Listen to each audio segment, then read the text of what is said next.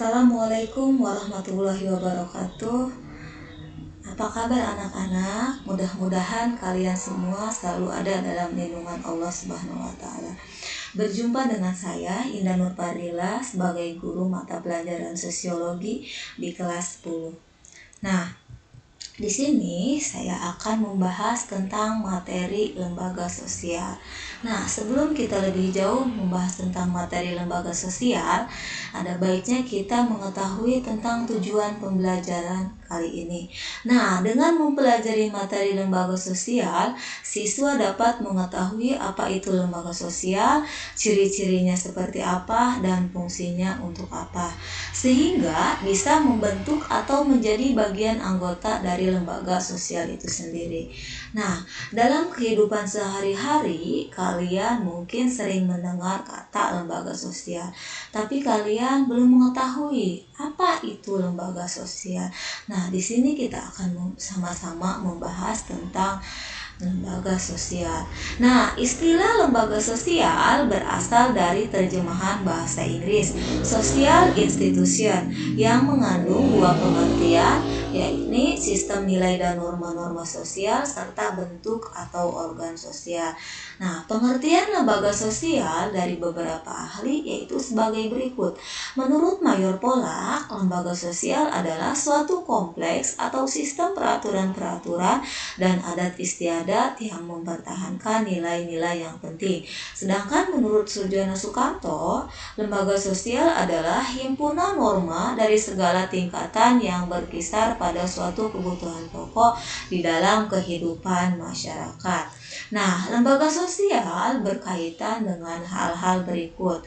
Yang pertama, yaitu seperangkat norma yang saling berkaitan, bergantung, dan mengaruhi. Kemudian yang kedua yaitu seperangkat norma yang dapat dibentuk, diubah, dan dipertahankan sesuai dengan kebutuhan hidupnya. Dan yang ketiga yaitu seperangkat norma yang mengatur hubungan antar warga masyarakat agar dapat berjalan dengan tertib dan teratur. Nah, timbulnya lembaga sosial dapat diklasifikasikan ke dalam dua cara, yaitu sebagai berikut. Yang pertama yaitu secara tidak terencana. Artinya, lembaga sosial itu lahir secara bertahap dan berangsur-angsur dalam praktik kehidupan masyarakat. Hal ini biasanya terjadi ketika manusia dihadapkan pada masalah yang berhubungan dengan pemenuhan kebutuhan hidupnya. Nah, kemudian yang kedua yaitu secara terencana. Artinya, lembaga sosial muncul melalui suatu perencanaan yang matang oleh seseorang atau sekelompok orang yang memiliki kekuasaan dan wewenang. Nah, itulah penjelasan tentang timbulnya lembaga sosial. Nah, kemudian yang selanjutnya di sini ada karakteristik atau ciri-ciri dari lembaga sosial yaitu sebagai berikut. Yang pertama yaitu memiliki simbol sendiri. Yang kedua yaitu memiliki tata tertib dan tradisi. Yang ketiga yaitu usianya lebih lama. Yang keempat yaitu memiliki alat kelengkapan, dan yang terakhir yaitu memiliki ideologi. Nah, itulah karakteristik atau ciri-ciri dari lembaga sosial. Selanjutnya ada fungsi lembaga sosial yang dapat dibedakan menjadi dua, yakni sebagai berikut. Yang pertama yaitu sebagai fungsi manifest atau nyata, adalah fungsi lembaga sosial yang disadari dan menjadi harapan banyak orang. Kemudian yang kedua, fungsi laten, adalah fungsi lembaga sosial yang tidak disadari dan bukan menjadi tujuan utama banyak orang. Berdasarkan sudut fungsinya, lembaga sosial dibedakan ke dalam dua. Yang pertama yaitu operatif institution, yaitu lembaga sosial yang berfungsi menghimpun pola-pola atau cara-cara yang diperlukan untuk mencapai tujuan dari masyarakat yang bersangkutan.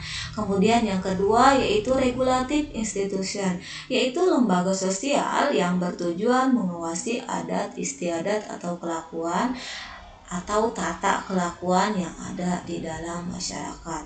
Nah, ada jenis dan contoh dari lembaga sosial. Nah, terdapat 5 jenis lembaga sosial yang utama, yaitu yang pertama lembaga keluarga. Keluarga merupakan unit terkecil yang terdiri atas ayah, ibu, dan anak. Nah, di sini fungsi lembaga keluarga yaitu sebagai penerus keturunan, yang kedua yaitu membentuk kepribadian, dan sebagai wahana yang mampu menerapkan nilai-nilai atau norma yang ada di dalam masyarakat. Yang selanjutnya itu kehangatan, kasih sayang, dan perhatian. Kemudian di sini yaitu sebagai ekonomi, di mana orang tua mempunyai kewajiban memenuhi kebutuhan anaknya. Selanjutnya yaitu pengawasan sosial. Setiap anggota keluarga saling melakukan kontrol dan memiliki rasa tanggung jawab dalam menjaga nama baik keluarga. Sebagai perlindungan dan pemberian status.